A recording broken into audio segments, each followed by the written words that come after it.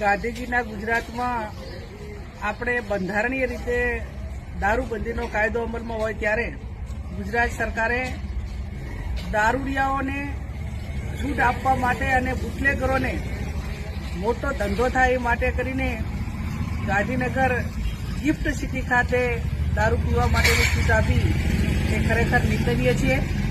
કોઈ પણ માણસ ક્રાઇમ કરશે, કોઈને નુકસાન કરશે, દારૂ પીધેલો પકડાશે તો સમગ્ર ગુજરાતની અંદર એક જ વાત આવશે કે અમે ગિફ્ટ સિટીની અંદર દારૂ પીધું છે।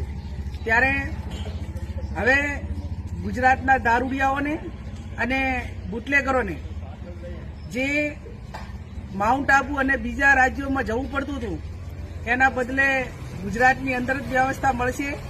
આ ગુજરાત સરકારે જે એક ગુજરાતને કલંક કરવા માટેનો નિર્ણય લીધો છે એ